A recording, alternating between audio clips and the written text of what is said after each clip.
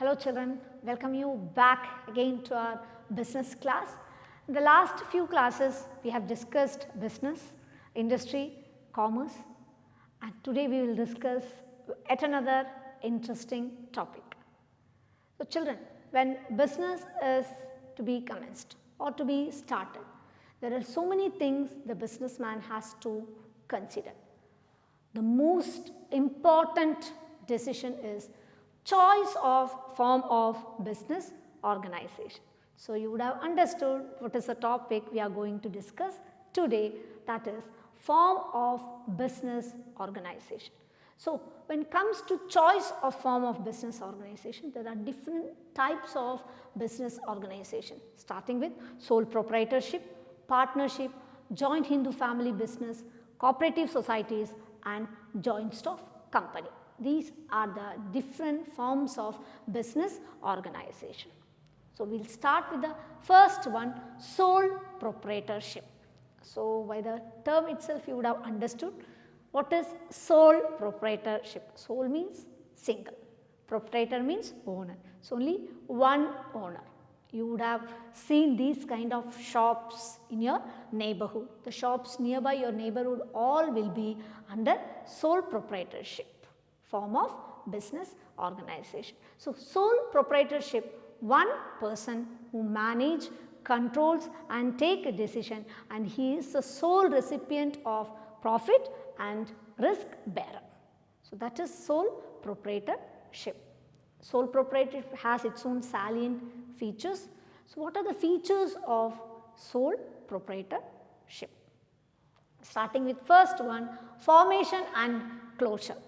Hardly any legal formalities are required to start a sole proprietorship business. Though in few cases license are required, there is no much legal formalities are required, and there is no separate law which governs the sole proprietorship. So it is very easy to start a business under the form of sole proprietorship. Same, it is very easy to close. If a businessman feels that the business is not doing well, he can close the business very easily. So that is the first feature, formation and closure. The next comes liability. Of course, if a businessman is doing business, he will have some liability.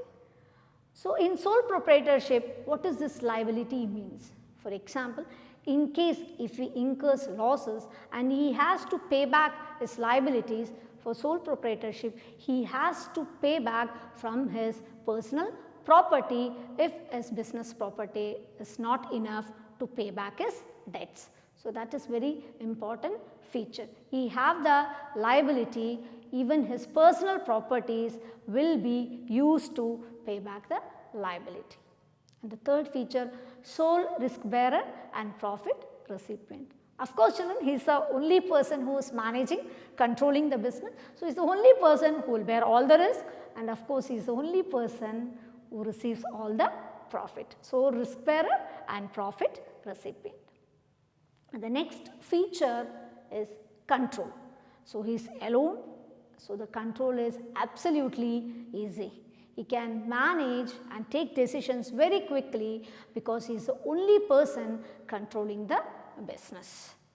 The next feature of sole proprietorship is no separate entity. That is very important feature, children, because sole proprietorship hardly needs any legal requirement. So in front of law, the business and the businessman are not separate. Both are same.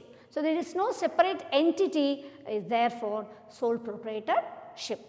As we discuss this in other forms of business organization, for sole proprietorship there is no separate entity prevails. So the last feature is lack of business continuity.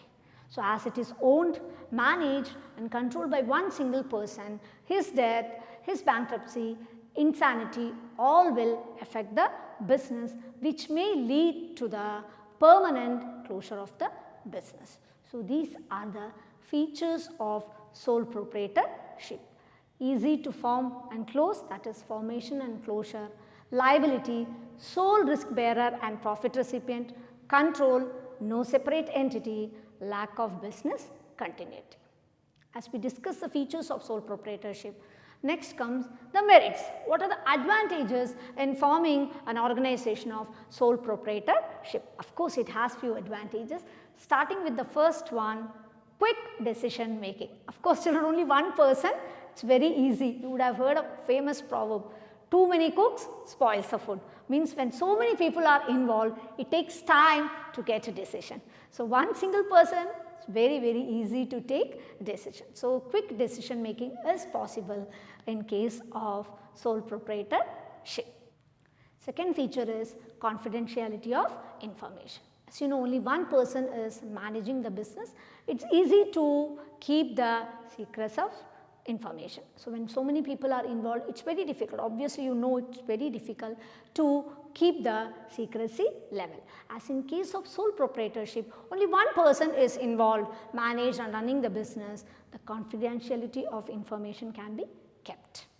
The next advantage is direct incentive. Of course, nobody is involved in the business, only he is involved. So, he will directly receives his incentive. As he is the sole profit recipient, whatever he does, he will get it directly.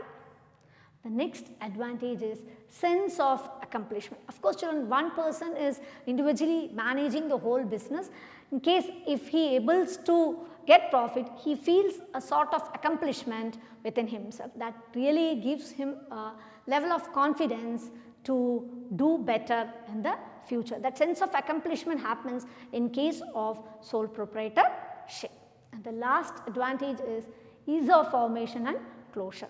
As we have already discussed in the feature, it's very easy to start a sole proprietorship firm and to close. Hardly few legal formalities are complied and there is no separate law which governs the sole proprietorship. So, these are the few advantages of sole proprietorship. So, children, we have discussed the merits of sole proprietorship. So, now we will discuss the demerits. Of course, every coin has two sides. If in case advantages are there, few disadvantages will be there. So, what are the demerits of sole proprietorship? The first one is limited resources. As you know, children, only one person is managing the full business. So, of course, the resources what he can bring will be very limited. Usually, banking and financial institutions hesitate to offer long-term loan to sole proprietorship form of business. So, the resources are very limited. And of course, unlimited liability he will have. Of course, one person is managing, he will be responsible for all the liabilities of the business. So, his liability will be unlimited. Limited managerial ability. Of course, children, only one person is managing. It is not necessary that an individual should possess all the qualities to perform a business. So, managerial ability will be very limited as one person is managing the full business. Another disadvantage is the life of a business concern is very limited. As one person is managing, what happens is death will affect the business. His problems will affect the business, may lead to closure of the business. So, the life of the business concern is very limited in case of sole proprietorship. So, these are the disadvantages of sole proprietorship. Limited resources, limited life of a business concern, unlimited liability, very limited managerial ability. So, children, we have discussed today the forms of business organization and in detail sole proprietorship form of business organization. We have discussed the features, merits and demerits of sole proprietorship, and that is all for today's class. Thank you.